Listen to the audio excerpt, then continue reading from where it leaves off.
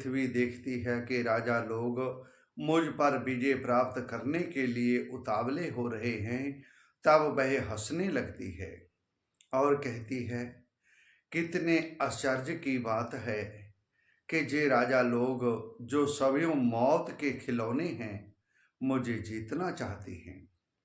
राजाओं से यह बात छिपी नहीं कि वे एक ना एक दिन मर जाएंगे। जब भी वे व्यर्थ में ही मुझे जीतने की कामना करती हैं।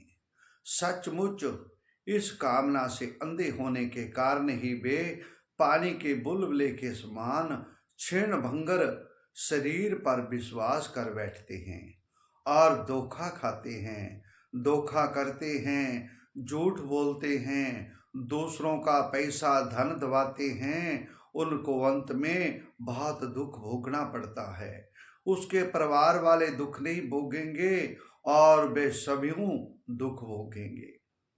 वे सोचते हैं कि हम पहले मन के सहित अपनी पांचों इंद्रियों पर विजय प्राप्त करेंगे, अपने भीतरी शत्रुओं को वश में करेंगे, क्योंकि इनको जीतने बिना हमारी शत्रुओं को जीतना कठिन है। उसके बाद अपने शत्रुओं के मंत्रियों, अमात्यों, नगरों, नागरिकों को, नेताओं और समस्त सेना को भी वश में कर लेंगे। जो भी हमारे विजय मार्ग में कांटे बोएगा, उसे हम अवश्य जीत लेंगे। इस प्रकार धीरे धीरे कर्म से सारी पृथ्वी हमारे अधीन हो जाएगी। फिर तो समुद्र भी हमारे राज्य की खाई का काम करेगा। इस प्रकार वे अपने मन में नेकों आशाएं बांध लेते हैं, क्योंकि कलयुगी जीव हैं और उन्हें यह बात बिल्कुल नहीं सूझती कि उनके सिर पर काल सवार है। यहीं तक नहीं कि जब एक दीप उनके बस में हो जाता है, तब वे दूसरे द्वीप पर विजय करने के लिए बड़ी शक्ति और उत्साह के साथ समुद्र यात्रा करते हैं। अपने मन को, इंद्रियों को वश में करके लोग मुक्ति प्राप्त करते हैं, परंतु जे लोग उनको वश में करके ही भी थोड़ा सा भूभाग ही प्राप्त करते हैं। इतने परिश्रम और आत्म संयम का यह कितना तुच्छ फल है। परीक्षित, पृथ्वी कहती है कि बड़े बड़े मनु और उनके वीर पुत्र मुझे जयों के त्यों छोड़कर वहां से आए थे और चले गए, वहीं खाली हाथ लौट गए, मुझे अपने साथ ना ले जा सके। जब ये मूर्ख राजा मुझे युद्ध में जीत कर बस में करना चाहते हैं, जिनके चित्त में यह बात दृढ़ मूल हो गई है कि जय पृथ्वी मेरी है, उन दुष्टों के राज में मेरे लिए पिता पुत्र और भाई भाई भी आपस में लड़ बैठते हैं। वे परस्पर इस प्रकार कहते हैं कि ओ मूढ़, जय सारी पृथ्वी मेरी है, तेरी नहीं। इस प्रकार राजा लोग एक दूसरे को कहते सुनते हैं, एक दूसरे से सर्वदा युद्ध करते हैं, मेरे लिए एक दूसरे को मारते हैं और सभीयों मर मिटते हैं। परीक्षित, संसार में बड़े बड़े प्रतापी और महान पुरुष हुए हैं। वे लोकों में अपने यश का विस्तार करके जहां से चल बसे। मैंने तुम्हें ज्ञान और वैराग्य का उपदेश करने के लिए ही उनकी कथा सुनाई है। भगवान श्री कृष्ण का गुणानवाद समस्त अमंगलों का नाश करने वाला है। बड़े बड़े महात्मा उसी का गान करते हैं। जो भगवान श्री कृष्ण के चरणों में अन्य प्रेममय भक्ति की लालसा रखता हो, उसे नित्य निरंतर भगवान के दिव्य गुणानुवाद का ही आश्रवण करते रहना चाहिए।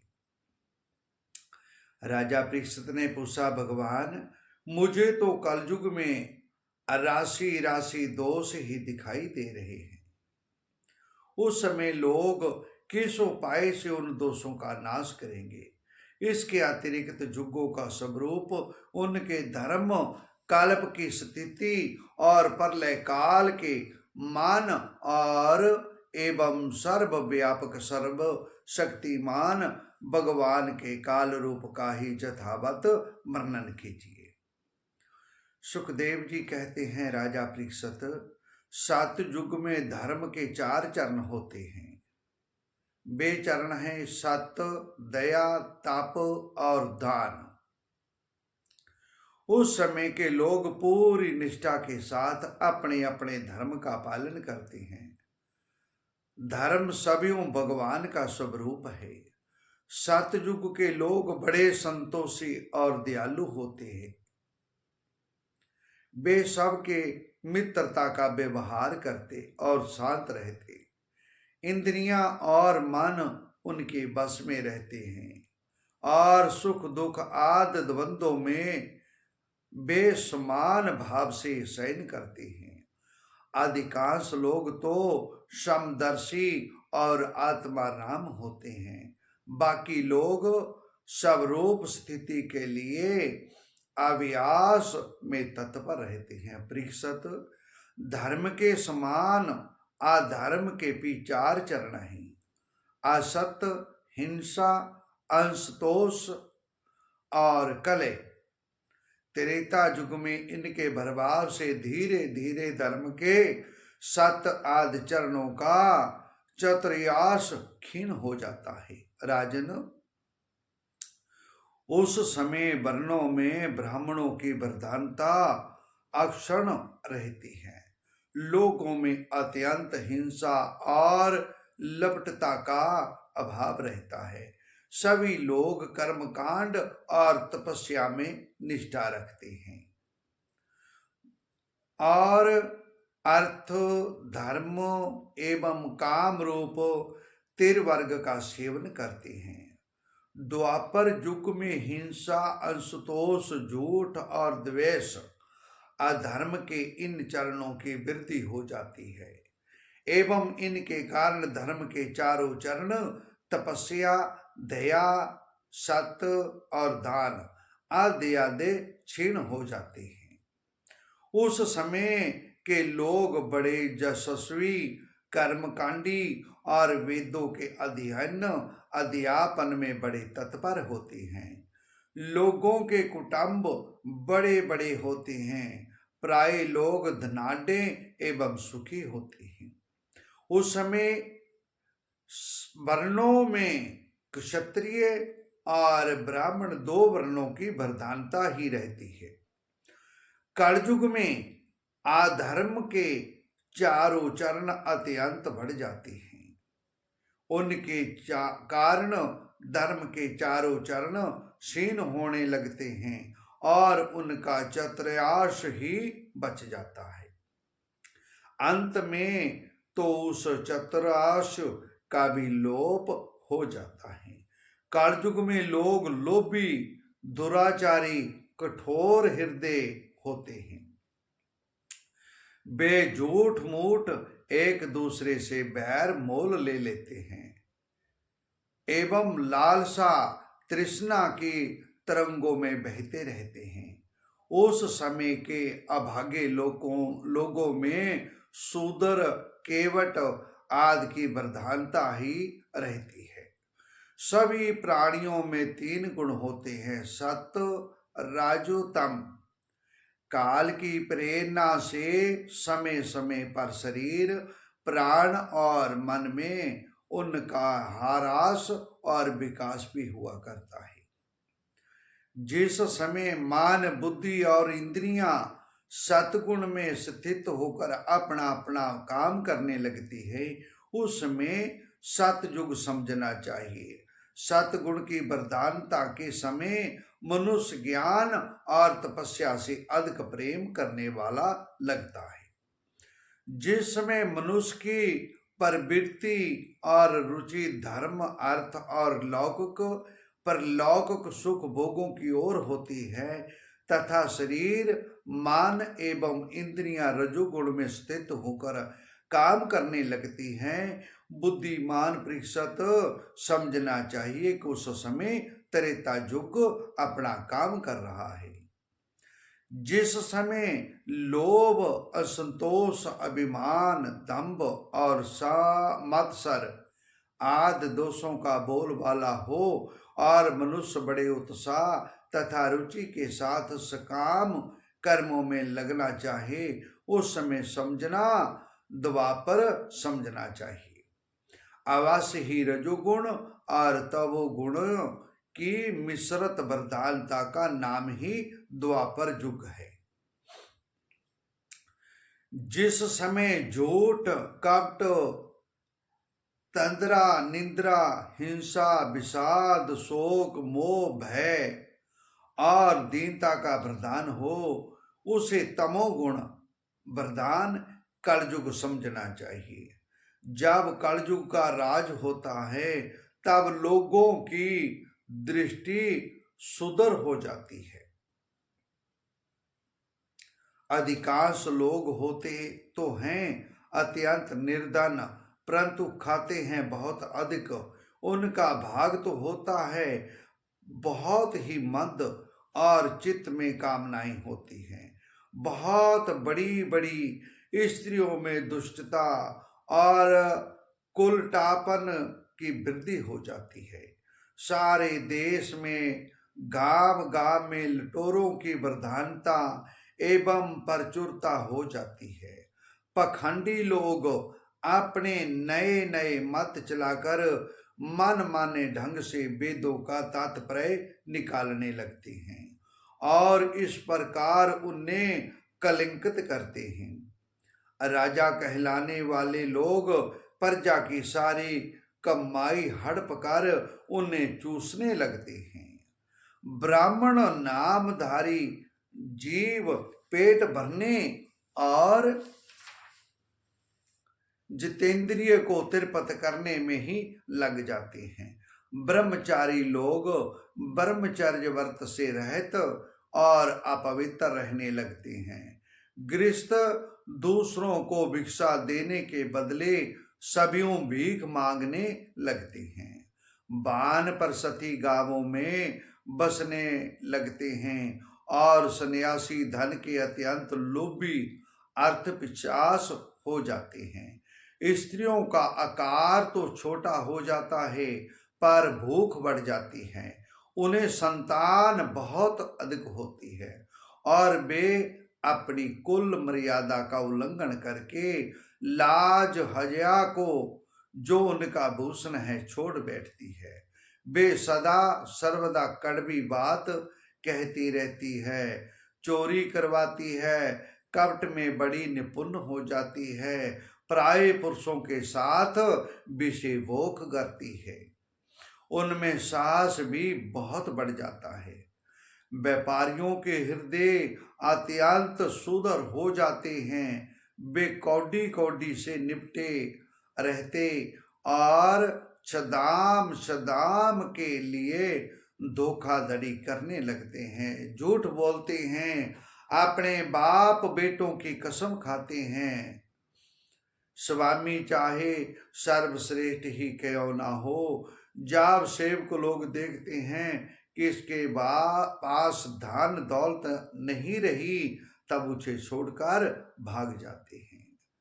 परीक्षित, कलयुग के मनुष्य बड़े ही लंपट हो जाते हैं। वे अपनी काम वासना को तृप्त करने के लिए ही किसी से प्रेम करते हैं। कलयुगी जीव मतलबी होते हैं क्योंकि उन्हें इस बात का नहीं पता कि अंत में उन्हें कितना दुख होने वाला है। वे विषय वासना के वशीभूत होकर इतने दीन हो जाते हैं कि माता पिता भाई बंधु और मित्रों को भी छोड़कर केवल अपनी साड़ी और सालों से सलाह लेने लगते हैं। शूद्र तपस्वियों का वेश बनाकर अपना पेट भरते और दान लेने लगते हैं। जिन्हें धर्म का रत्ती भर भी ज्ञान नहीं है। वे ऊंचे सिंहासन पर विराजमान होकर धर्म का उपदेश करने लगते हैं।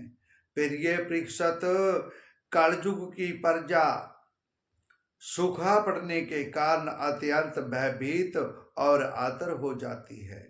एक तो दुर्भिक्ष और दूसरे शासकों की कर वृद्धि। प्रजा के शरीर में केवल आसित पंचर और मन में केवल उद्देश्य शेष रह जाता है। प्राण रक्षा के लिए रोटी का टुकड़ा मिलना भी कठिन हो जाता है। कलयुग में प्रजा शरीर ढकने के लिए वस्त्र और पेट की ज्वाला शांत करने के लिए रोटी, पीने के लिए पानी और सोने के लिए दो हाथ जमीन से भी वंचित हो जाती है। उसे दंपति जीवन, स्नान और आभूषण पहनने तक की सुविधा नहीं रहती। परीक्षित, कलयुग में शूद्र प्राणी केवल काम वासना की पूर्ति और पेट भरने की धुन में ही लगे रहते हैं। पुत्र अपने बुढ़े माँ बाप की रक्षा नहीं करते, पालन पोषण नहीं करते, उनकी उपेक्षा और निरादरी करते हैं। पिता अपने निपुण से निपुण सब कामों में जोग पुत्रों की परवाह नहीं करते, उन्हें अलग कर देते हैं। परीक्षित, श्री भगवान ही चराचर जगत के परम पिता और परम गुरु हैं। इंद्र, ब्रह्मा आदि त्रिलोकाधिपति उनके चरण कमलों में अपना सिर झुकाकर सर्व समर्पण करते रहते हैं। परीक्षित, कलयुग के अनेकों दोष हैं। कलयुग वस्तुएं दूषित हो जाती हैं, स्थानों में भी दोष की प्रधानता हो जाती है। सब दोषों का मूल सतोत्तर तो अंतकरण ही है। भगवान के रूप, गुण, लीला, धाम और नाम के श्रवण, संकीर्तन, ध्यान, पूजन और आदर से वे मनुष्य के हृदय में आकर विराजमान हो जाते हैं। जैसे सोने के साथ संयुक्त होकर अग्नि उसके धातु संबंधी मलिनता आदि दोषों को नष्ट कर देती है, वैसे ही साधकों के हृदय में स्थित होकर भगवान विष्णु उनके अशुभ संस्कारों को सदा के लिए मिटा देती हैं। परीक्षित, अब तुम्हारी मृत्यु का समय निकट आ गया है। अब सावधान हो जाओ, पूरी शक्ति से और अंतकरण की सारी वृत्तियों से भगवान श्री कृष्ण को अपने हृदय सिंहासन पर बिठा लो। ऐसा करने से अवश्य ही तुम्हें परम गति की प्राप्ति होगी। जो लोग मृत्यु के निकट पहुंच रहे हैं उन्हें सब प्रकार से परम ऐश्वर्यशाली भगवान का ध्यान करना चाहिए। प्यारे परीक्षित, सबके परम आश्रय और सर्वात्मा भगवान अपना ध्यान करने वाले को अपने स्वरूप में लीन कर लेते हैं। परीक्षित, जो तो कलयुग दोषों का खजाना है, परंतु इसमें एक बहुत बड़ा गुण है। वह गुण यही है कि कलयुग में केवल भगवान श्री कृष्ण का संकीर्त करने मात्र से ही सारी आसक्तियां छूट जाती है और परमात्मा की प्राप्ति हो जाती है। सतयुग में भगवान का ध्यान करने से, त्रेता में बड़े बड़े यज्ञों के द्वारा उनकी आराधना करने से और द्वापर में विधि पूर्वक इनकी पूजा सेवा से जो फल मिलता है वह कलयुग में केवल भगवान नाम का कीर्तन करने से ही प्राप्त हो जाता है। राजा परीक्षित, तीसरे स्कंद में परमाणु से लेकर द्विप्रार्धन्यंत काल का स्वरूप एक एक युग कितने कितने वर्षों का होता है, यह मैं तुम्हें बतला चुका हूं। अब तुम कल्प की स्थिति और उसके प्रलय का वर्णन भी सुनो। राजन, 1000 चतुर्युगी का ब्रह्म का एक दिन होता है, ब्रह्मा का एक दिन होता है। ब्रह्मा के इस दिन को ही कल्प भी कहते हैं। एक कल्प में 14 मनु होते हैं। कल्प के अंत में उतने ही समय तक प्रलय भी रहता है। प्रलय को ही ब्रह्मा की रात भी कहते हैं। उस समय जे तीनों लोक लीन हो जाते हैं, उनका प्रलय हो जाता है। उनका नाम नैमित्तिक प्रलय है। इस प्रलय के अवसर पर सारे विश्व को अपने अंदर समेट कर लीन कर ब्रह्मा और तत्पश्चात शेष साई भगवान नारायण ही शयन करते हैं। इस प्रकार रात के बाद दिन और दिन के बाद रात होते होते जब ब्रह्मा की अपने मान से 100 वर्ष की और मनुष्यों की दृष्टि में 2 प्रायोद्ध की आयु समाप्त हो जाती है, तब महातत्व अहंकार और पंचांत मात्रा जे सातों प्रकृतियां अपने कारण मूल प्रकृति में लीन हो जाती है। राजन, इसी का नाम प्रकृति प्रलय है। इस प्रलय में प्रलय का कारण उपस्थित होने पर पंचभूतों के विश्राम से बना हुआ ब्रह्मांड अपना स्थूल रूप छोड़कर कारण रूप में स्थित हो जाता है, घुल मिल जाता है। परीक्षित, प्रलय का समय आने पर 100 वर्ष तक मेघ पृथ्वी पर वर्षा नहीं करते, किसी को अन्न नहीं मिलता। उसमें प्रजा भूख प्यास से व्याकुल होकर एक दूसरे को खाने लगती है। इस प्रकार काल के उपद्रव से पीड़ित होकर धीरे धीरे सारी प्रजा क्षीण हो जाती है। प्रलयकालीन सावर्तक सूर्य अपनी प्रचंड किरणों से समुद्र, प्राणियों के शरीर और पृथ्वी का सारा रस खींच खींच कर सोख जाते हैं और फिर उन्हें सदा की भांति पृथ्वी पर बरसाते नहीं। उसमें संकर्षण भगवान के मुख से प्रलयकालीन सावर्तक अग्नि प्रकट होती है। वायु के वेग से वह और भी बढ़ जाती हैं और ताल अतल आदि सातों नीचे के लोकों को भस्म कर देती है। वहां के प्राणी तो पहले ही मर चुके होते हैं। नीचे से आग की करारी लपटी और ऊपर से सूर्य की प्रचंड गर्मी। उस समय ऊपर नीचे चारों ओर वह ब्रह्मांड जलने लगता है। राजन, इसके बाद जल के गुण रस को तेज तत्व ग्रस लेता है।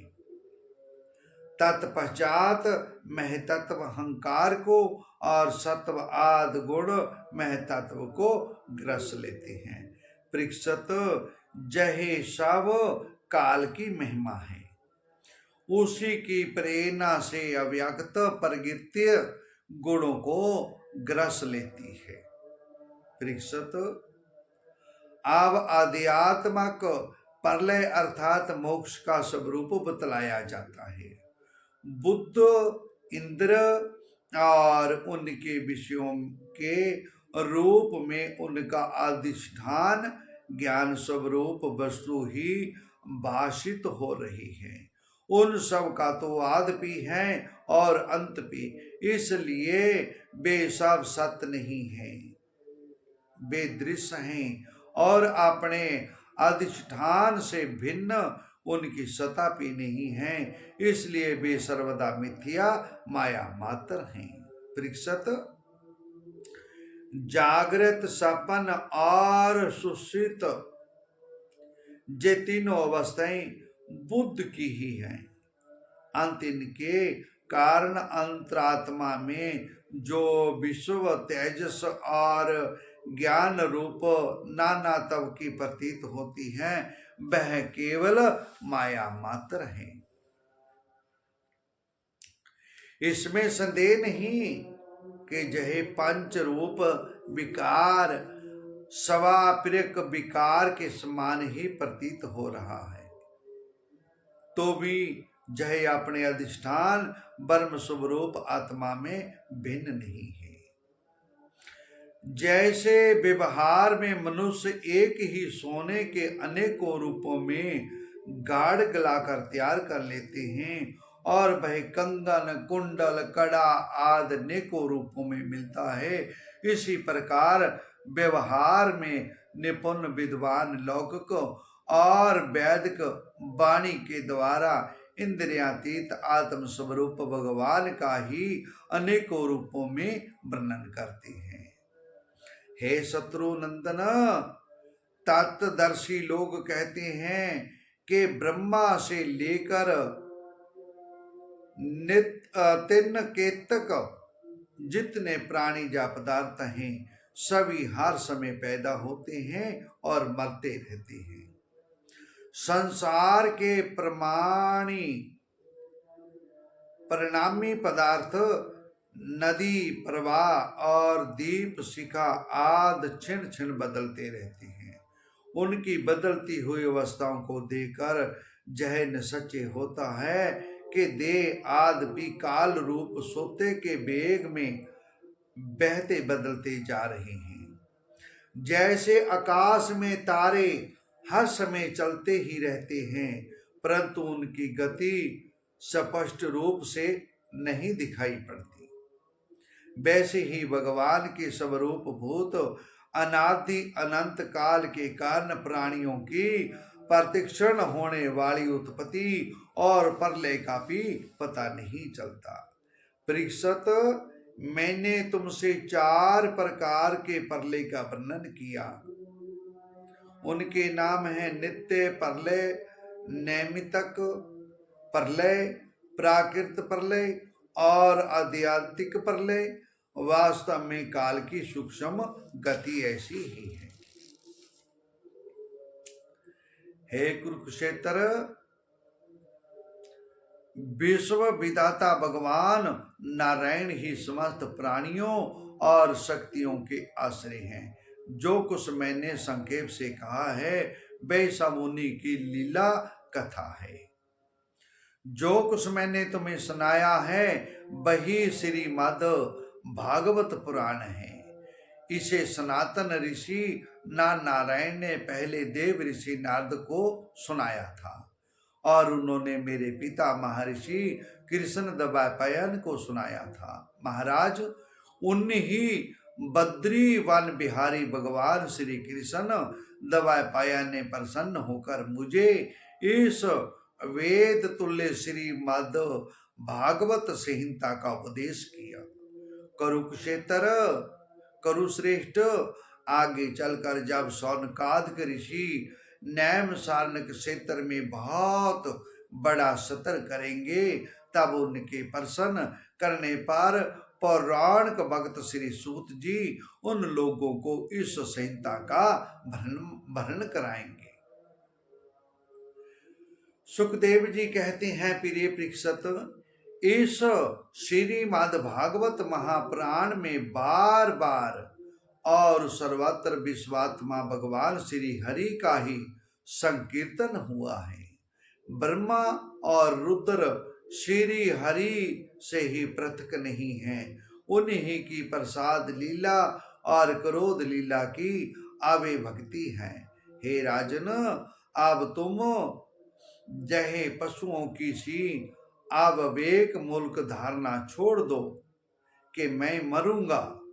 जैसे शरीर पहले नहीं था और अब पैदा हुआ और फिर नष्ट हो जाएगा, वैसे ही तुम भी पहले नहीं थे, तुम्हारा जन्म हुआ, तुम मर जाओगे।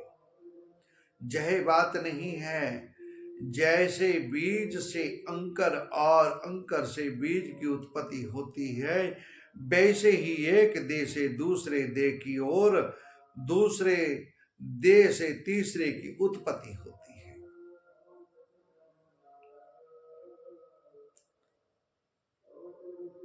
सपन स्वस्था में ऐसा मालूम होता है कि मेरा सिर कट गया है और मैं मर गया हूं।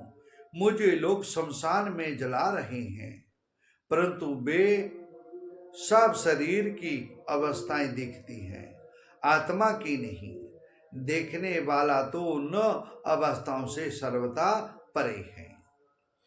जैसे घड़ा फूट जाने पर आकाश पहले की भांति अखंड रहता है, परंतु घटाकाशता की निवृत्ति हो जाने से लोगों को ऐसा प्रतीत होता है कि वह महाकाश से मिल गया है। मन ही आत्मा के लिए शरीर और विषय और कर्मों की कल्पना कर लेता है। जब तक तेल रखने का पात्र, बत्ती और आग का संजोग रहता है, तभी तक दीपक में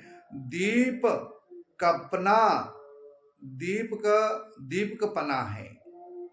वैसे ही उनके ही समान जब तक आत्मा का कर्म, मान, शरीर और इनमें रहने वाले चैतन अध्यास के साथ संबंध रहता है, तभी तक उसे जन्म मृत्यु के चक्कर संसार में भटकना पड़ता है। और रजोगुण, सतोगुण और तमोगुण की वृद्धि से उसे उत्पन्न एवं विनष्ट होना पड़ता है। राजन, तुम अपनी विशुद्ध एवं विवेकवती बुद्धि को परमात्मा के चिंतन में भरपूर कर लो और सभी हुए अपने अंतर में स्थित परमात्मा का साक्षात्कार करो। देखो, तुम मृत्युओं की भी मृत्यु हो, तुम सभी ईश्वर हो। ब्राह्मण के शाप से प्रेरित तक्षक तुम्हें भस्म ना कर सकेगा। अजी, तक्ष की तो बात ही क्या, सभी मृत्यु और मृत्युओं का समूह भी तुम्हारे पास तक ना फटक सकेंगे। ये तुम इस प्रकार अनुसंधान चिंतन करो कि मैं ही सर्वनिष्ठान परम ब्रह्म हूँ, सर्वदिष्टान ब्रह्मा में ही हूँ। उसमें अपनी हितैषी जीव लपतला हुआ अपने होठों के कोने चाटता हुआ तक्ष आई और अपने विषपूर्ण मुखों से तुम्हारे पैरों में डस ले। कोई परवाह नहीं, तुम अपने आत्म स्वरूप में स्थित होकर इस शरीर को और तो क्या सारे विश्व को भी अपने से पृथक ना देखेंगे। आत्म स्वरूप बेटा परीक्षित, तुम्हें विश्वास भगवान की लीला से संबंध में जो प्रश्न किया था उसका उत्तर मैंने दे दिया। अब और क्या सुनना चाहते हो? सूत जी कहते हैं, सौनकादिक ऋषियों, व्यास नंदन श्री सुखदेव मुनि समस्त चराचर जगत को अपनी आत्मा के रूप में अनुभव करते हैं और सबके प्रति दृष्टि रखते हैं। भगवान के संलागत एवं उनके सुरक्षित राज ऋषि परीक्षित ने उनका संपूर्ण उपदेश बड़े ध्यान से श्रवण किया। अब वे सिर झुकाकर उनके चरणों के तनिक और पास खिसक आए और अंजलि बांधकर उनसे यह प्रार्थना करने लगे। राजा परीक्षित ने कहा, भगवान, आप कर्णों के मूर्तिमान स्वरूप हैं। आपने मुझ पर परम कृपा करके अनादि अनंत एक रस सत्य भगवान श्री हरि के स्वरूप और लीलाओं का वर्णन किया है। मैंने और मेरे साथ और बहुत से लोगों ने आपके मुखार बिंद से इस श्रीमद् भागवत महापुराण का श्रवण किया है। इस पुराण में पद पद पर भगवान श्री हरि के उस स्वरूप उन लीलाओं का वर्णन हुआ है जिसके गान में बड़े बड़े आत्माराम पुरुष रमते रहते हैं। सूत जी कहते हैं, शौनकादिक ऋषियों, राजा परीक्षित ने भगवान श्री कृष्ण से श्री सुखदेव जी से इस प्रकार कहकर बड़े प्रेम से उनकी पूजा की। राज ऋषि परीक्षित ने भी बिना किसी वाम संहिता की समी हुई अपने अंतरात्मा को परमात्मा के चिंतन में समाहित कर लिया, ध्यान मग्न हो गए। उस समय उनका श्वास श्वास भी चलता तो भगवान के गुणों का गान करता। उन्होंने गंगा जी के तट पर कुशों को इस प्रकार बिछा रखा था जिसमें उनका अग्रभाग पूर्व की ओर हो और उन पर सभीयों उत्तर मुंह होकर बैठे हुए थे। उनकी आसक्ति और संशय तो पहले ही मिट चुके थे। शौनकादिक ऋषियों, मुनि कुमार श्रृंगी ने क्रोधित होकर परीक्षित को श्राप दे दिया था। अब उनका भेजा हुआ तक्ष सर्प राजा परीक्षित को डसने के लिए पास चला। रास्ते में उसने कश्यप नाम के एक ब्राह्मण को देखा।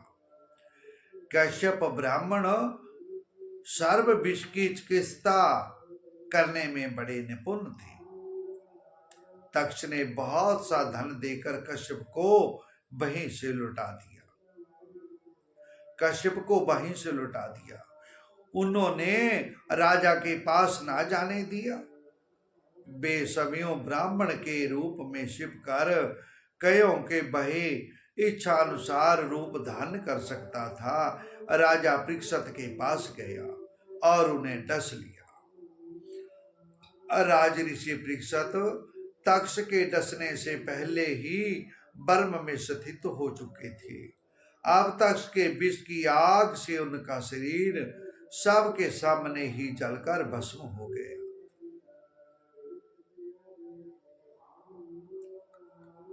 देवताओं की दुदबियां अपने आप बज उठी, गंधर्वो और पछने गान करने लगी। जब जनमेजा ने सुना कि तक्ष ने मेरे पिता को डस लिया है तो उसे बड़ा क्रोध हुआ। अब वह ब्राह्मणों के साथ विधि पूर्वक सर्पों का अग्निकुंड में हवन करने लगा। तक्ष ने देखा कि जन्मेजा के सर्प शतर की पारज्वलित अग्नि में बड़े बड़े महासर्प भस्म होते जा रहे हैं। तब वह अत्यंत भयभीत होकर देवराज इंद्र की शरण में चला गया। बहुत सर्पों के भस्म होने पर पीतक्ष का नाया जय देकर परीक्षित नंदन राजा जनमेजा ने ब्राह्मणों से कहा, ब्राह्मणों, अब तक तक्ष क्यों नहीं भस्म हो रहा? ब्राह्मणों ने कहा, राजेंद्र, तक्ष इस समय इंद्र की शरण में चला गया है और भी उसकी रक्षा कर रहा है। उन्होंने तक्ष को शातिंबत कर दिया है, इसी से वह अग्निकुंड में गिरकर भस्म नहीं हो रहा। परीक्षित नंदन जनमेजा बड़े ही बुद्धिमान और वीर थे। उन्होंने ब्राह्मणों की बात सुनकर ऋतवजों से कहा कि ब्राह्मणों, आप लोग इंद्र के साथ तक्ष को क्यों नहीं अग्नि में गिरा देते? जनमेजा की बात सुनकर ब्राह्मणों ने उस यज्ञ में इंद्र के साथ तक्ष का अग्नि कुंड में आवाहन किया। उन्होंने कहा, अरे तक्ष, तू मरुदगण के सहचर इंद्र के साथ इस अग्निकुंड में शीघ्र आ पड़। जब ब्राह्मणों ने इस प्रकार आकर्षण मंत्र का पाठ किया, तब तो इंद्र अपने स्थान स्वर्ग लोक के विचलित हो गए। विमान पर बैठे हुए इंद्र तक्ष के साथ बहुत घबरा गए और उनका विमान भी चक्कर काटने लगा। अंगिरा नंदन बृहस्पति जी ने देखा कि काश में देवराज इंद्र विमान और तक्ष के साथ अग्निकुंड में गिर रहे हैं। तब उन्होंने राजा जनमेजा से कहा, नरेंद्र, सर्पराज तक्ष को मार डालना आपके जोग काम नहीं है।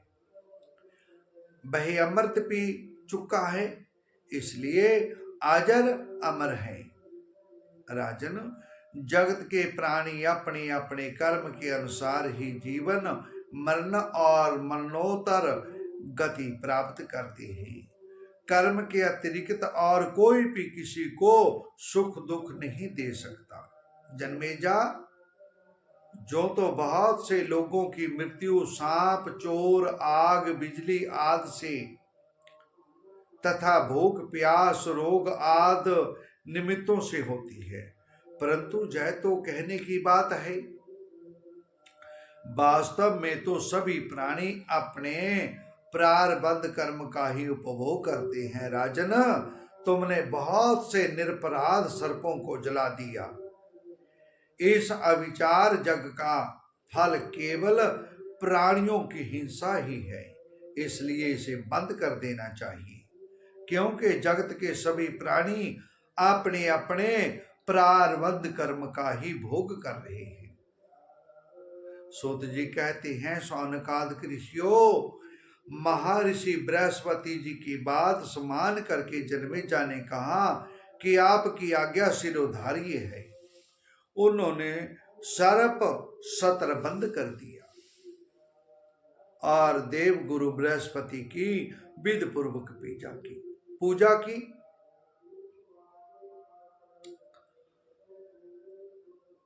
ऋषि गण जिस से विद्वान ब्राह्मण को भी क्रोध आया, राजा को शाप हुआ, मृत्यु हुई। फिर जन्मेजा को क्रोध आया, सर्प मारे गए। यह वही भगवान विष्णु की माया है। शौनक जी ने पूछा, साधु शिरोमणि सूत जी, वेद व्यास जी के शिष्य पैल आदि महर्षि बड़े महात्मा और वेदों के आचार्य थे। उन लोगों ने कितने प्रकार से वेदों का विभाजन किया। सूत जी ने कहा, ब्राह्मण, जिस समय परमेष्ठी ब्रह्मा जी पूर्व सृष्टि का ज्ञान संपादन करने के लिए एकाग्रचित्त हुए, उसमें उनके हृदय आकाश से कंठ, तालु आदि स्थानों से अरहत एक अत्यंत विलक्षण अनाहत नाद प्रकट हुआ। जब जीव अपनी मनोवृत्तियों को रोक लेता है, तब उसे भी उस अनाहत नाद का अनुभव होता है। उसी अनाहत नाद से आकार, ओंकार, ओम कार रूप 3 मात्राओं से युक्त ओंकार प्रकट हुआ। इस ओंकार की शक्ति से ही प्रकृति अव्यक्त से व्यक्त रूप में परिणत हो जाती है। ओंकार सभीयों ही अब तक एवं अनादि है और परमात्मा स्वरूप होने के कारण सभीयों प्रकाश भी है। जिस ब्रह्म वस्तु को भगवान ब्रह्म अथवा परमात्मा के नाम से कहा जाता है। शौनक जी, ओंकार के 3 वर्ण हैं, अ, ओ और म। ये ही तीनों वर्ण सत्व, रजव, तम, इन 3 गुणों ऋषिक, यज्ञ, साम, इन 3 नामों भू, वव, शव, इन 3 अर्थों और जागृत सपन, सस्पत, इन तीन वृत्तियों के रूप तीन तीन की संख्या वाले भावों को धारण करते हैं।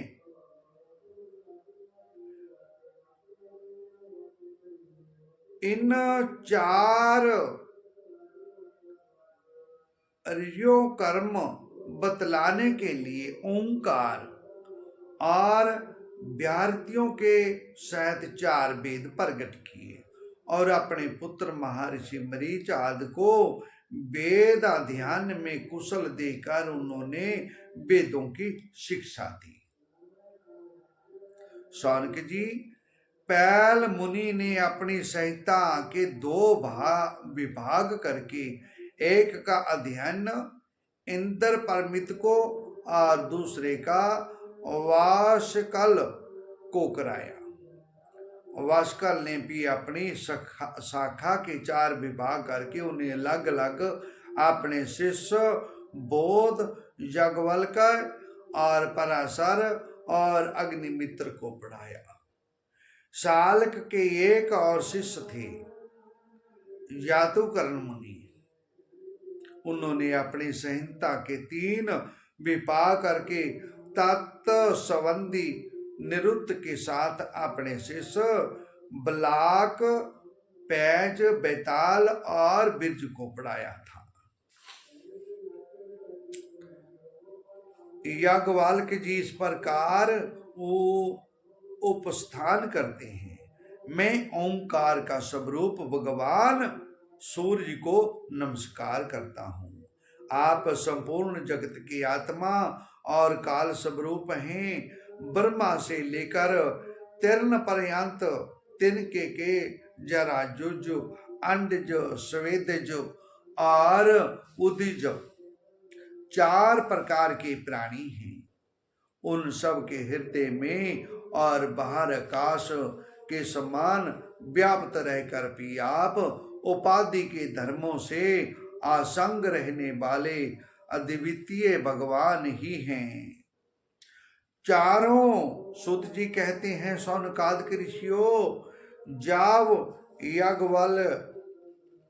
याज्ञवल्क मुनि ने भगवान सूर्य की इस प्रकार स्तुति की, तब वे प्रसन्न होकर उनके सामने अश्व रूप से प्रकट हुए और उन्हें यजुर्वेद के उन मंत्रों का उपदेश किया जो अब तक किसी को प्राप्त न हुए थे।